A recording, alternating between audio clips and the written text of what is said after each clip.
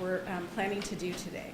We're going to take a look at what competitive integrated employment is and what it means for individuals with intellectual and developmental disabilities. We're going to take a brief overview of competitive integrated employment in terms of the blueprint, what it is, a look at the goals of the blueprint and the current status of the blueprint, a look at local partnership agreements, how person-centered planning is incorporated in the blueprint, and we'll conclude with a look at what is possible through the blueprint, so our vision for the future. And now I'm going to hand it over to Deborah Jorgensen. Okay. Thank you, Jennifer, and thank you, Olivia. It's a pleasure to be here, and it seemed like we had an audience with quite a few parents and other professionals, and this is a really unique opportunity for us to present to all of you. So we've tried to kind of tailor the information. I'm going to go over briefly what CIE is, why we're doing it, and kind of what the law is. It's the super dry stuff, but I'll try to do it quickly so that we can get through the presentation and get to your questions especially. So you can see on the slide. So the four main components of competitive integrated employment, which is basically real work for real pay in the real world. It can be full or part-time. It needs to be at minimum wage or higher.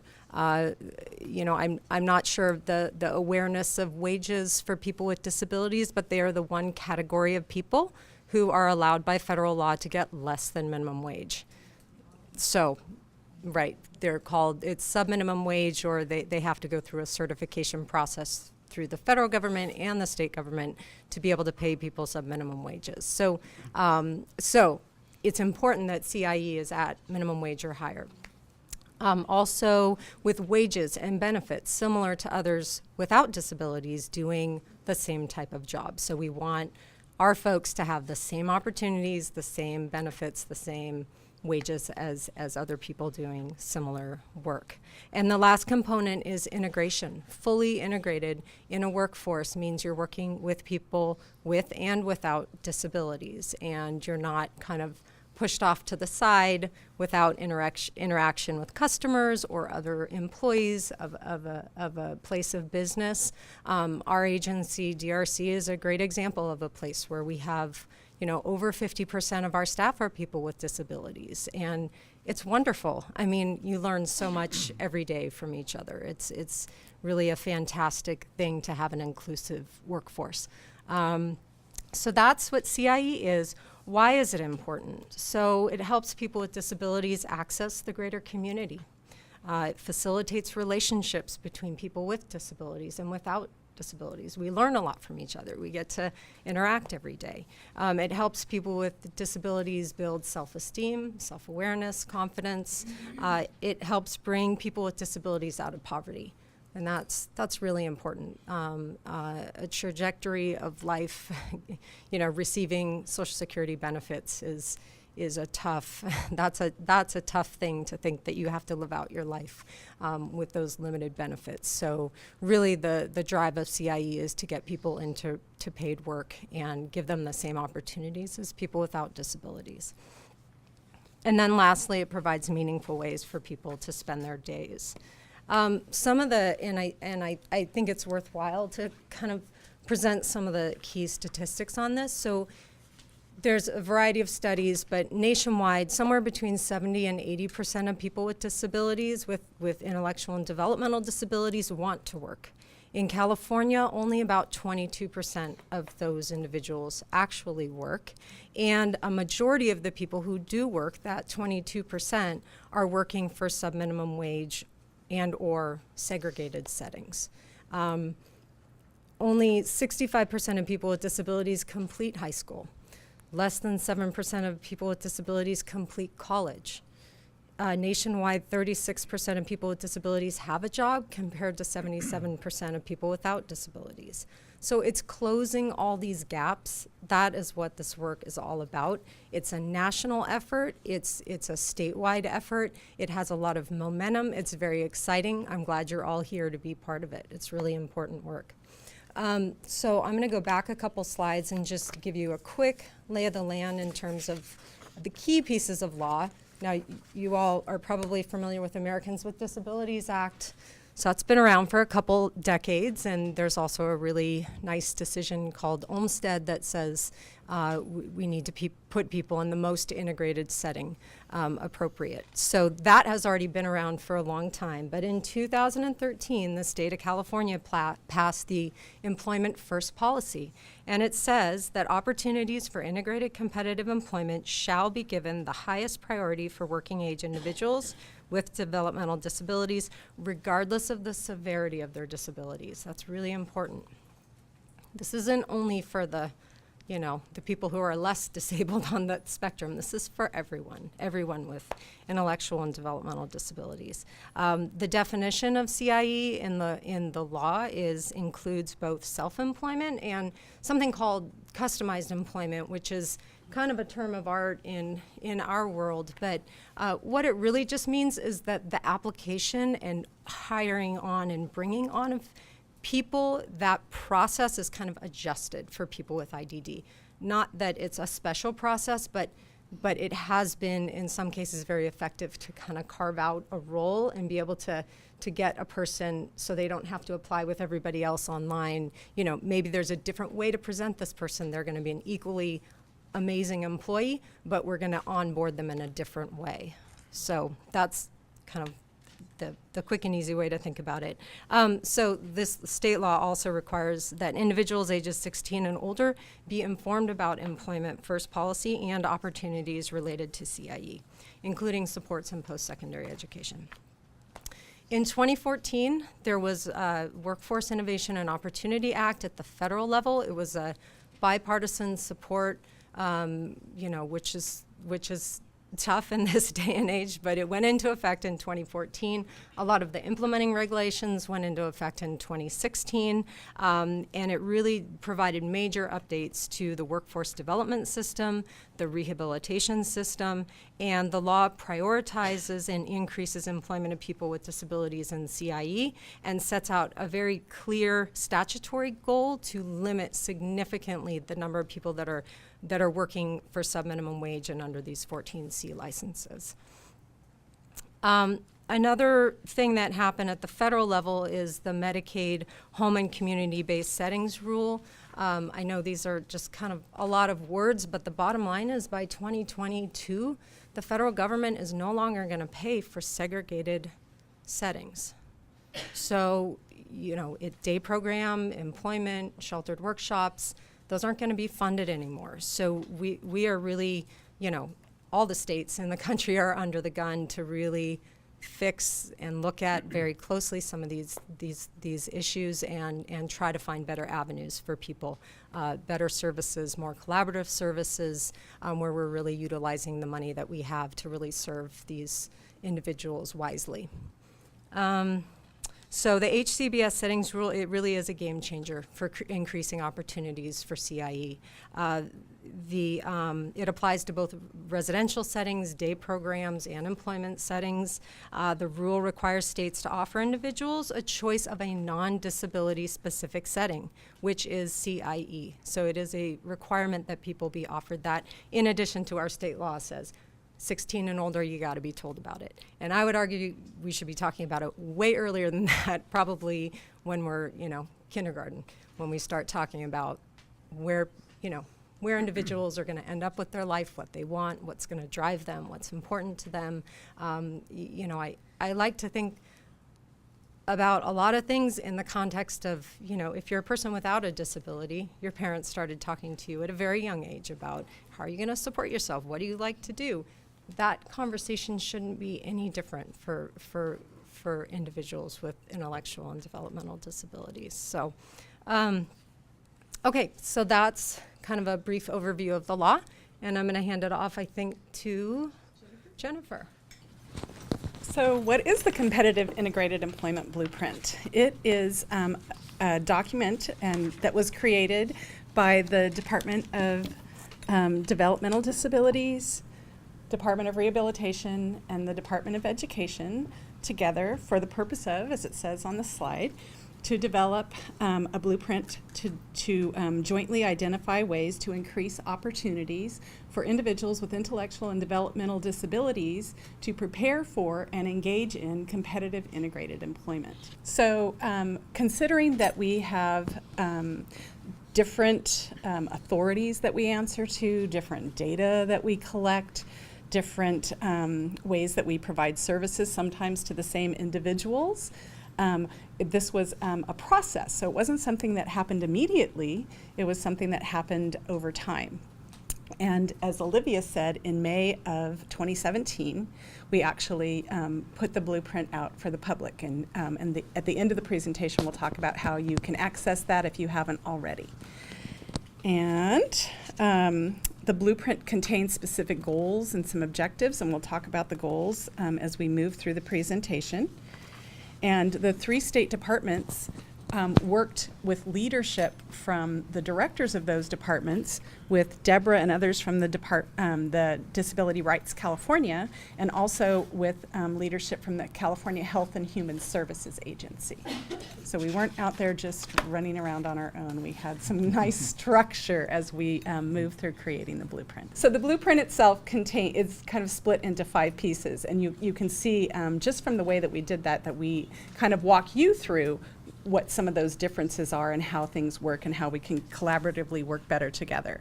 Because the idea was that we would help make state and local level change without any additional resources. So not one more dime, just how could we do things differently and how could we work better together.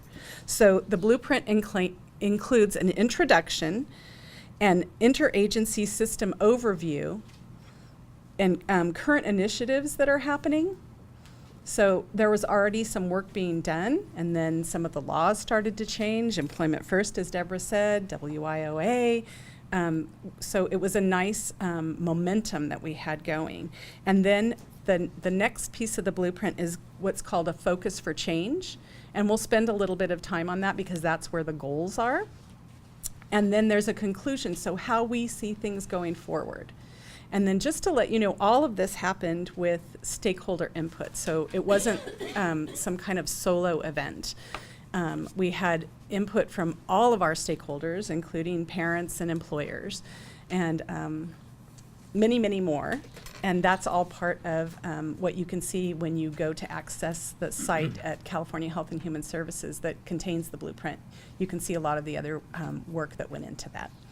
A little bit about just what the California Department of Education is. And I know most of you probably know this, but we really do have 3 distinct tasks from 3 distinct authorities. So the California Department of Education provides leadership and policy direction for school districts, special education programs, and services for students who have disabilities, which the CDE defines as newborn through 21 years of age. And special education is defined as specifically designed instruction and services at no cost to parents to meet the unique needs of children with disabilities. And now Peter will give you a brief overview of the Department of Rehabilitation. So how many folks in the room have heard or know about Department of Rehabilitation? Oh, okay. So Brian, be ready for the questions. So Department of Rehabilitation is a department that works in partnership with both our consumers and our constituents to provide vocational rehabilitation services. We're not specific to one population. We work in individuals who have vision or hearing or other disabilities as well.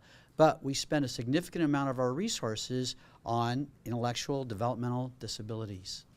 So I wanted to talk specifically about some of our work with those folks. We are now under WIOA providing what we're calling student services. Now, if you're in other states, it's going to be called pre-employment transition services. But being California, we didn't like that term. So we're calling it student services. And these are basically services that we can provide to individuals between 16 and 21 to inform them about some of their options, hopefully while they're still in school. So a few of the pre-employment transition services that we could provide include job exploration counseling. I don't know about you, but when I was in high school, there might have been 3 counselors in high school, and maybe I visited with them once or twice a year. So this would be a service that we can work with folks. Work-based learning experiences. These are work experiences that we can provide now. Counseling and related post-secondary opportunities. So maybe a student has never been on a college campus. They don't know what that would be like. And there's lots of requirements on college campuses now. You've got the FAFSA, you've got student, aid, things like that. Workplace readiness, so job development, placement kinds of things. And then lastly, self-advocacy training. What we found is that if individuals with disabilities are aware of what their rights are and can advocate in an employment setting, then they can get the accommodations they need. So those are some of the services that we can now offer under the student services. We also provide traditional supported employment. Supported employment has been around for a couple of decades now with Department of Rehabilitation, specifically with this population of folks, where we provide intensive job coaching when they first start on the job, and then over time we reduce that job coaching. Hopefully then natural supports within the workforce can take over. And now, as Deborah was talking about, now we're starting to do customized employment, which is a matter of really working to get to know that student very well, or that individual I should say, very well, so that we know not only what the disability is, but rather what the ability is, what they like. Because we, as a father, I know that if you're trying to get your daughter or son to do something they don't like, you might as well give up. That's the same thing for our consumers. They really need to be informed and have a choice, or it's not going to work out. So I'm going to stop there and hand it over to Brian. So as Olivia said, the Department of Developmental Services contracts with 21 regional centers in California, located throughout the state, each covering a different catchment area. And regional centers are the nonprofit agencies through which individuals receive services, individuals with developmental disabilities. So regional centers provide intake and assessment of eligibility. They do individualized program planning. They help to access other resources in the community. They're a resource for families when there are unique needs going on within the family unit. So really the regional center is sort of, since there's a case manager assigned to each individual, they become sort of that core unit that can be at the individual education plan meeting with the student and the family, to be an advocate with the family, to refer to the Department of Rehabilitation, to do individualized program planning starting from a very young age. So regional centers serve individuals in early start from ages 0 to 3, and then if an individual is eligible for Lanham Act services at age 3, then they can receive services lifelong. So it's really important that healthcare workers know about the regional center system, and that parents become aware of the regional centers, so that they can help their sons or daughters to be connected, to be a part of the individual program planning process, and to really dream big, if you will, about the things that their child can achieve with really individualized services. So that's really the role of DDS and the regional center system. And Deborah mentioned that the WIOA limits the use of sub-minimum wage. And so I just wanted to talk briefly about what that is. So on this slide, we will identify limitations. The local educational agencies, and you see LEAs up there, that's local educational agencies, cannot enter into a contract with an entity that plans to pay students sub-minimum wage. Okay. So CDE has a work-based learning program called the Workability One, and that's in some districts and in some counties.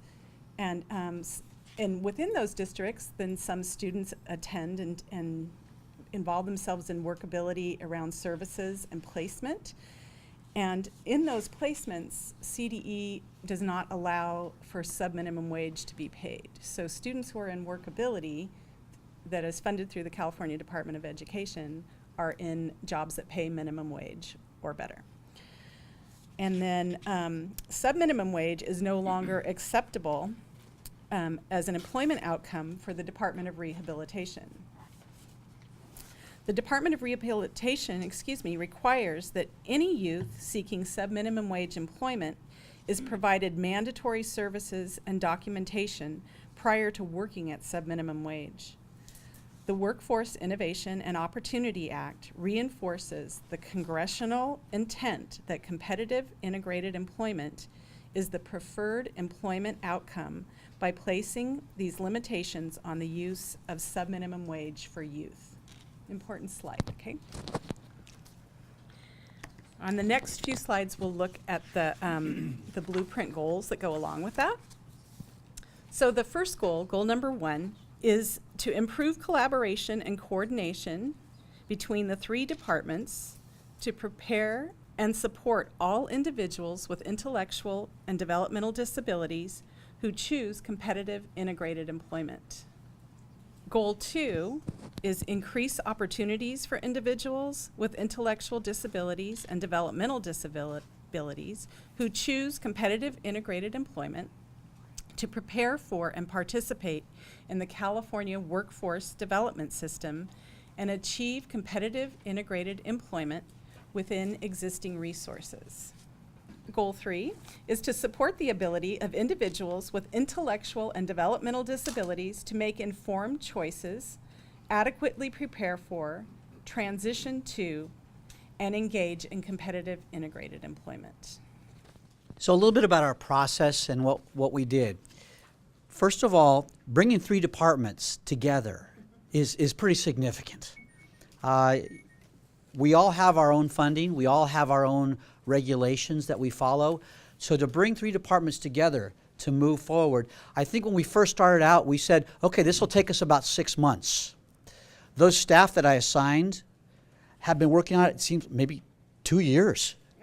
So this is one of those processes that really is something that people took a lot of time to think over and move forward. So we completed the CIE Blueprint in May of 2017. The local partnership agreements were issued in July of 2017. Local partnership agreements, how many know what those are? A few of you. Okay, so what the local partnership agreements are is you've got the California Blueprint that says the directors of these 3 departments are going to work together. But where does the work really get done? We all know it gets done at the local level. So what we have done is we've had our local school districts, regional centers, and Department of Rehabilitation staff join with other community members. You're going to hear about this a little bit more in a minute. But that's what the local partnership agreements are. Each community is going to put together their own agreement according to what their resources are. Like I said, you're going to hear about that a little bit more. So LPAs, or local partnership agreements, they're a tool for collaboration so that we're all on the same page. How do we move an individual from sub-minimum wage to a living wage? That's why we're all here. And what are those strategies and regional business efforts? Because again, in every community, in one community, they might be tied to the airplane industry. In another, it might be agriculture. You have to understand those business partners if you want to get your folks in the door to speak with those businesses. Because it doesn't matter if you don't get them to see the inside of a business. We want to talk about well-sequenced services. So what can these 3 departments as well as our local partners do to make sure that individual moves forward? We also want to talk about effective referral processes. We are so good at forms in the state of California. I'll bet you guys don't know that. We know a few forms. She says advance the slide. I can do that. I knew that.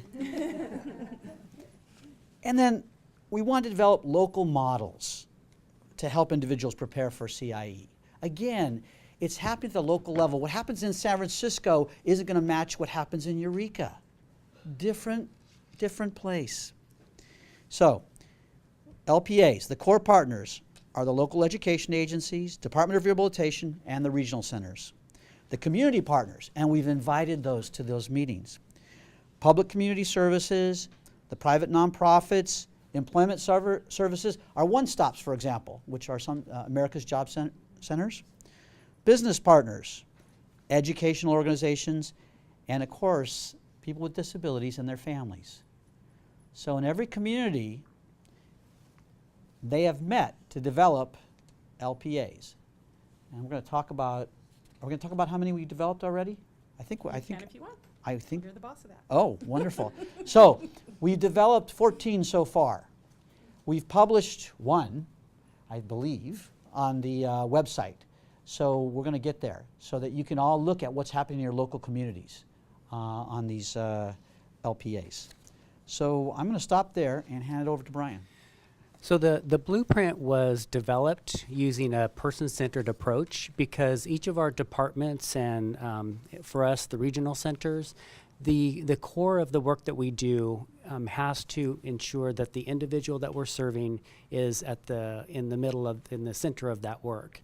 And because each of us has a different quote-unquote plan that we develop and go by, we had to make sure that in developing the blueprint that we were looking at what types, kind of where we are in California today, what are some of the strategies that we can use to move forward, and then what are some of the needs of the individuals that are currently being served by the systems, as well as the individuals who are coming up in through the system, starting at a very early age as individuals are in the educational system and transitioning to adulthood.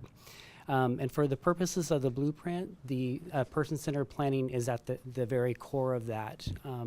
It's a document that will be evolving over time as we learn new lessons, as we find out more about what works and what doesn't work, then we will be adjusting because the blueprint really holds our departments accountable for some pretty aggressive outcomes in terms of helping individuals to gain work experience, to become competitively employed, and to ensure that individuals can achieve their real preferred futures.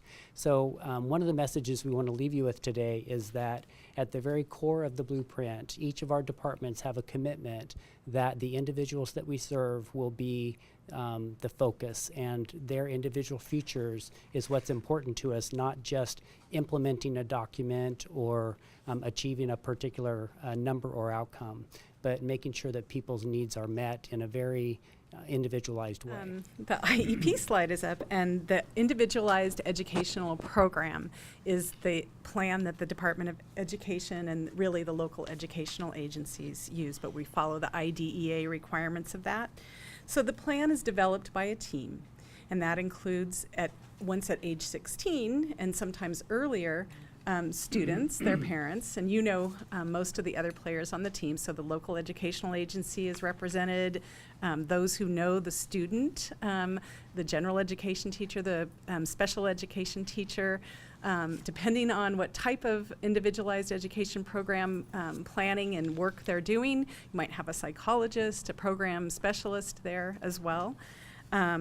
The IEP at 16, at a minimum, through the IDEA, or the Individuals with Disabilities Education Act, requires that a student be invited to the meeting and that they're part of that team. And that's why I am the I in the IEP. That's the minimum, that's the compliance piece of that, but really the best practice and what's happening in a lot of schools is that students are leading their own IEPs, and so that they have a better voice inside the individualized educational program.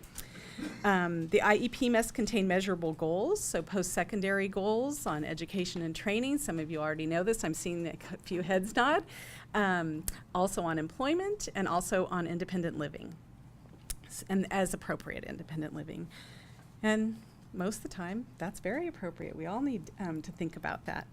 Goals are based on age-appropriate transition assessments that lead to self-discovery, including information about career and vocational abilities and interests of the student.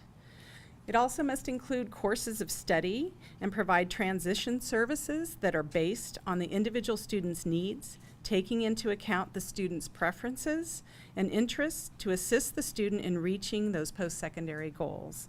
And those goals are aligned with the student's annual goals, as most of you know. I see some heads nodding. And Peter is going to talk to you about the IPE. So you'll notice that we all have I in our plans, right? But it's about individualized. We all recognize that the same person, that different people with the same disability, if I may call it that, or special ability is my preferred, that they have different strengths and weaknesses. And that's really where Department of Rehabilitation starts their work, is we focus on job exploration with the individual. When we're developing a plan, we look at what are their strengths, what are their abilities, what are their capabilities, what are their interests, and the most important thing is what do they need to be informed of to make a choice. Again, going back to the parent, if you're going to try to direct someone and they don't know what their choices are, you might as well give it up. They're not going to follow that.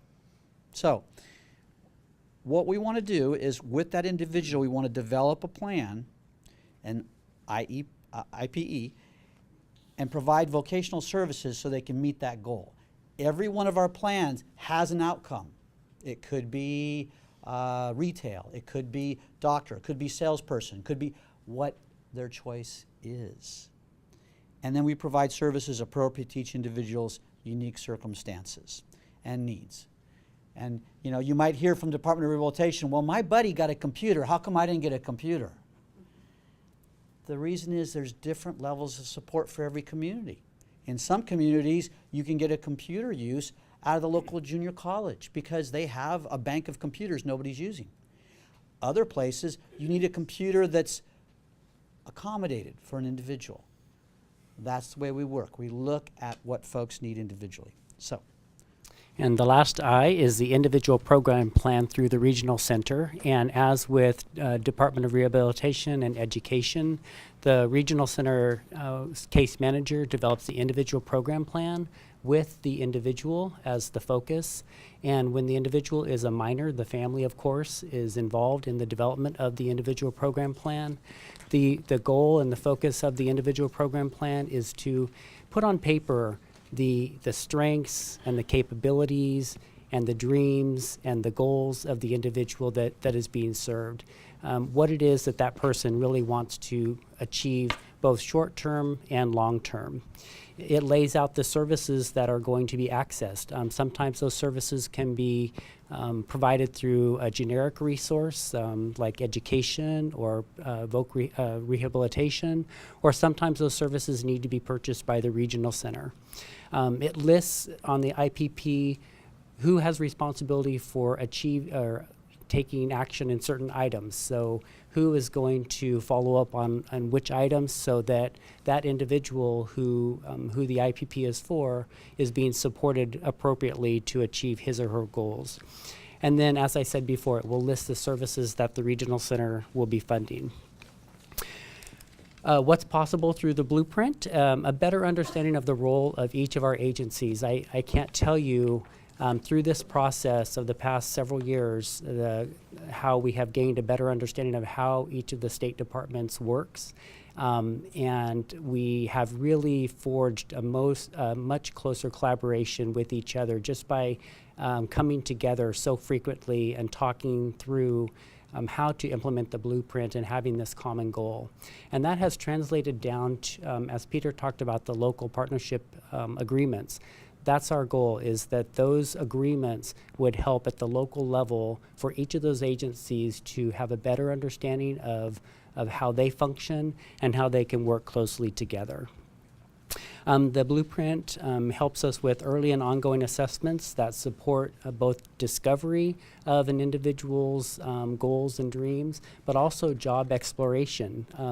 I don't know about you, but I think for me, being able to dabble in some type of job early on in my career and figuring out that that's really not what I wanted to do, and then moving on to other types of work. That has been really helpful for me personally, and I know for the folks that we serve, they also need the opportunity to have different experiences and decide what they want to do. It can streamline the referral process. If we all have a common understanding of what each agency does and we have common information about a person, then we can help parents and help individuals navigate the different systems. It's increased coordination of the different plans that each of us have.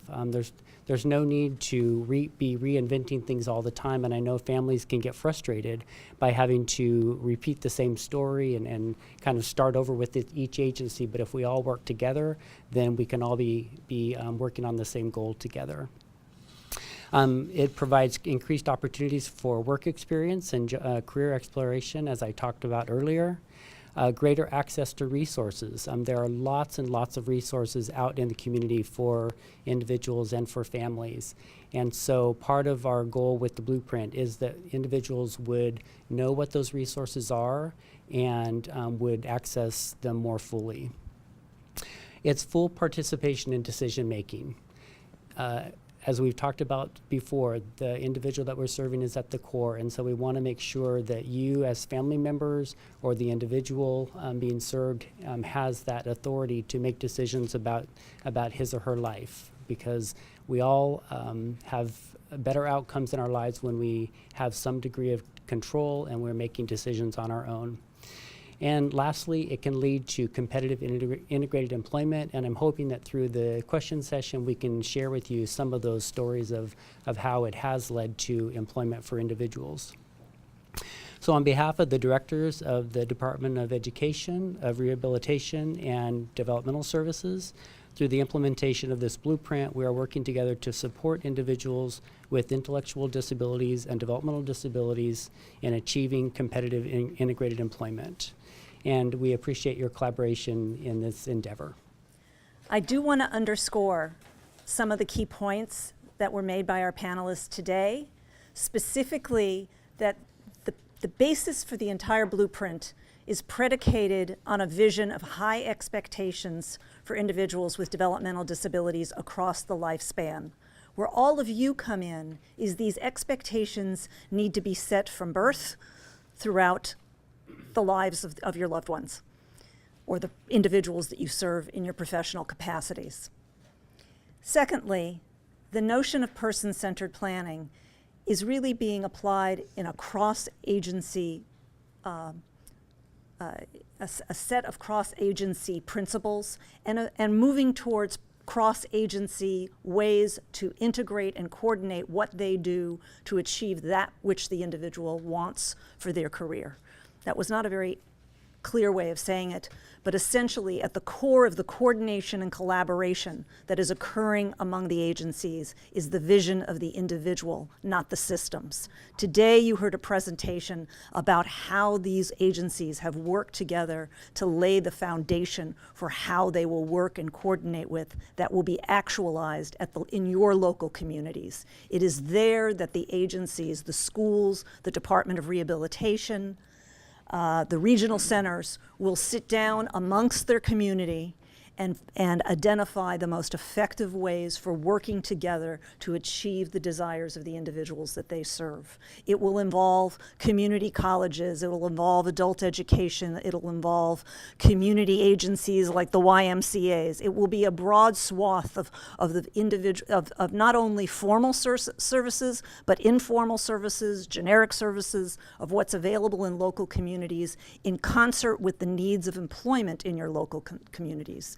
As it was said earlier, it will be impossible to have jobs for individuals that don't exist. So it's going to be very important that the workforce system is activated in your local communities to help inform you as families, as individuals, which direction and careers are available and should be pursued if you're going to remain in your local communities. The UC Davis Mind Institute was created in 1998 with a promise to find cures for neurodevelopmental disorders. Every day, our physicians and researchers come closer to fulfilling that promise.